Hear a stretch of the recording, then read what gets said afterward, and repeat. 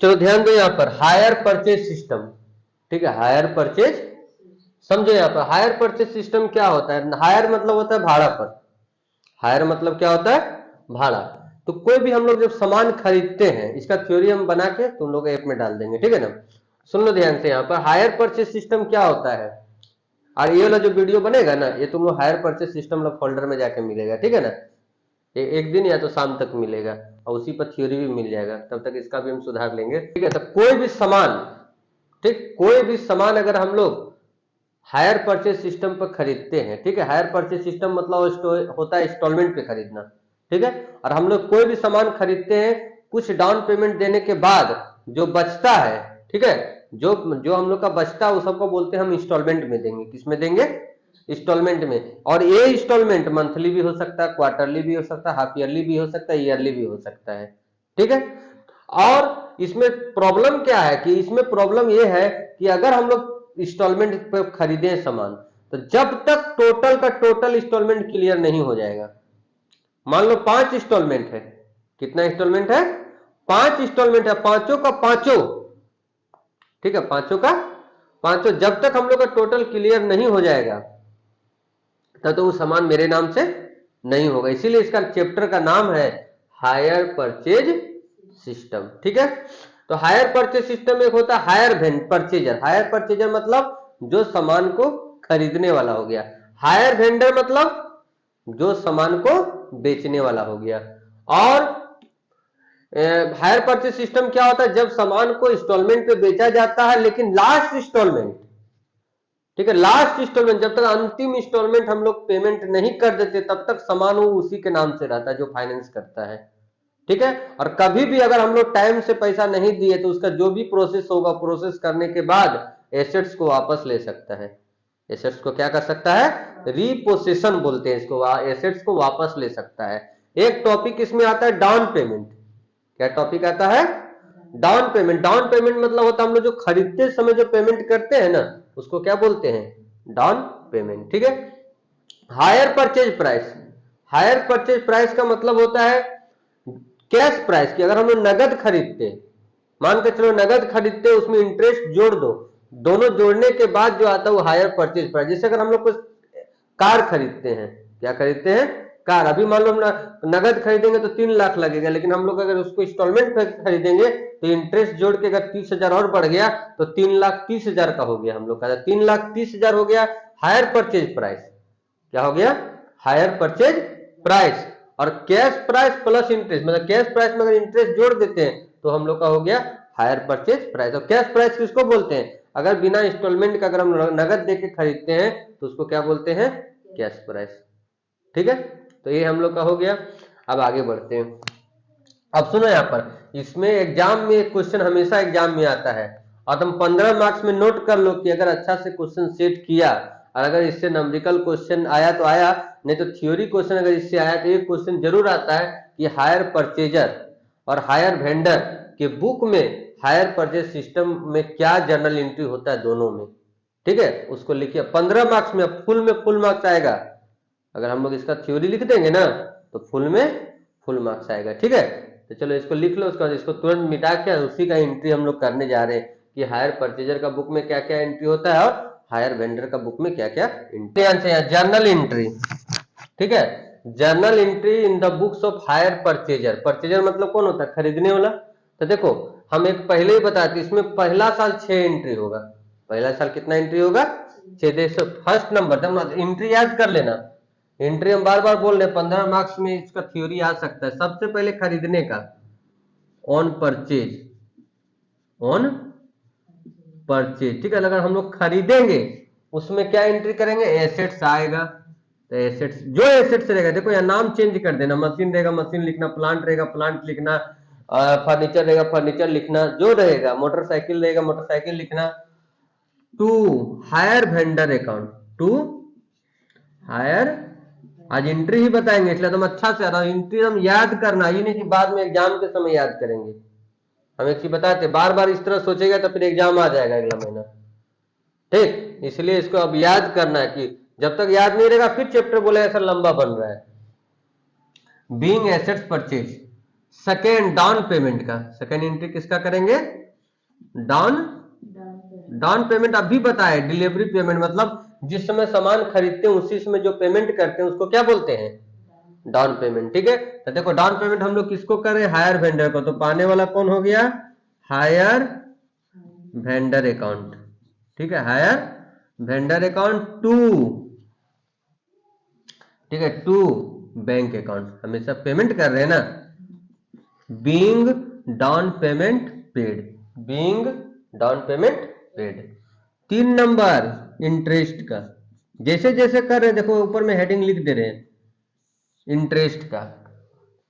ठीक है, इंटरेस्ट का क्या एंट्री होगा?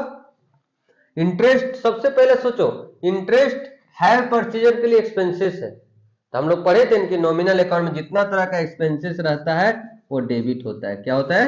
लेकिन हम लोग पेमेंट नहीं कर रहे, इंस्टॉलमेंट के साथ देंगे, इसलिए यहां पर लिखाएगा to hire vendor, to hire. हम जैसे जैसे बोल रहे हैं एंट्री याद करते जाना है। 3 नंबर हो गया। 4 नंबर इंस्टॉलमेंट का, 4 नंबर समझो तुम अच्छा से।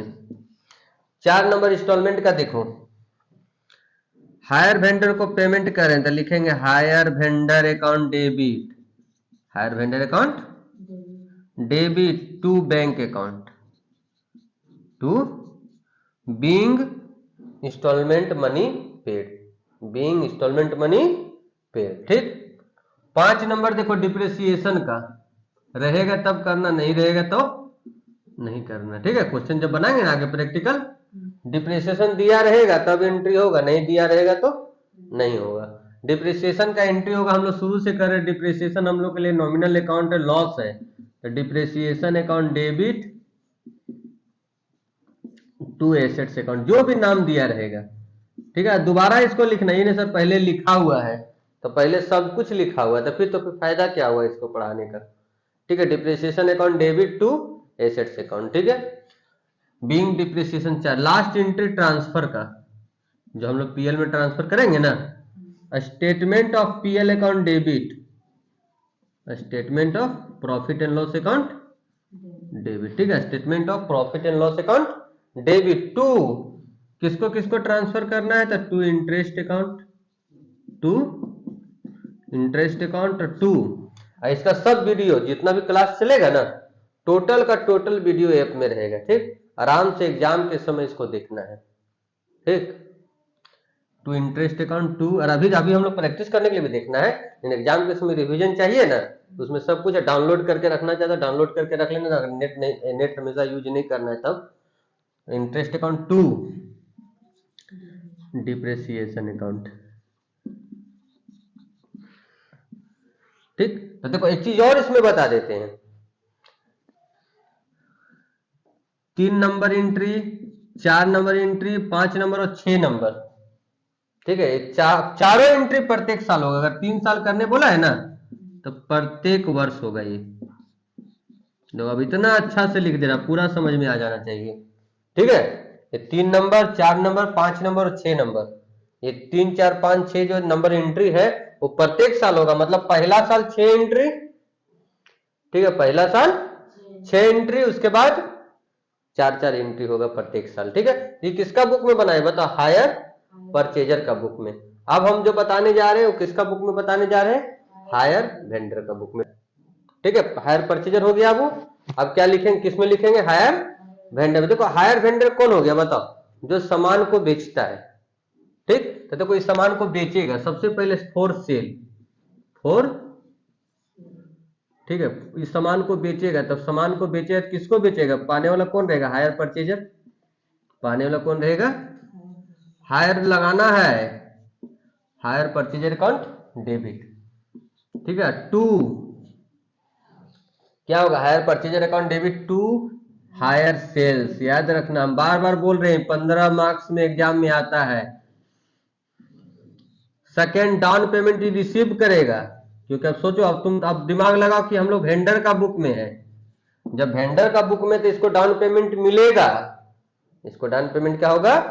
मिलेगा, तो इसके पास पैसा आएगा, bank account debit to hire purchaser, being down payment receive, being down payment receive. ठीक है।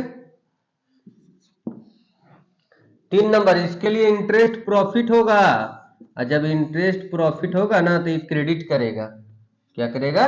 क्योंकि हम नॉमिनल अकाउंट में पढ़े थे ना, all expenses and losses debit, all income and profit credit, तो ये क्रेडिट होगा।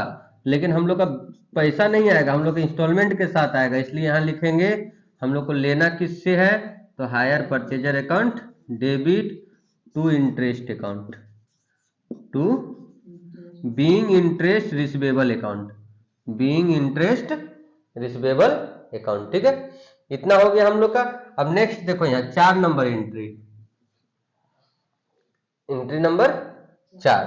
समझो एंट्री नंबर 4 में हम लोग क्या करेंगे, इंटरेस्ट का इंस्टॉलमेंट हम लोग को मिलेगा। क्या मिलेगा? इंस्टॉलमेंट। यहां लिख देते हैं instalment. Bank account debit, bank account to hire purchaser, to hire 5 number entry, depreciation का भी इसमें नहीं होगा, एसेट्स तो इसके पास है नहीं, ये ट्रांसफर एंट्री करेगा। क्या करेगा? Transfer entry. देखो सबसे पहले पीएल को ट्रांसफर करो, ये क्या नाम, इंटरेस्ट को। देखो यहाँ क्रेडिट है ना, यहाँ डेबिट हो जाएगा। Interest account debit to hire, नहीं sorry, statement of PL account, statement of profit and loss account. ठीक है। और इसमें देखो यहां पर हम लोग का ट्रेडिंग, ये सेल्स भी है ना, इसको ट्रेडिंग या परचेज में ट्रांसफर कर देंगे, परचेज अकाउंट में, नहीं सॉरी ट्रेडिंग अकाउंट में, परचेज में कैसे चल जाएगा। ठीक है, सेल्स का transfer entry of sales, transfer entry पूरा लिख देते हैं क्या, ट्रांसफर एंट्री ऑफ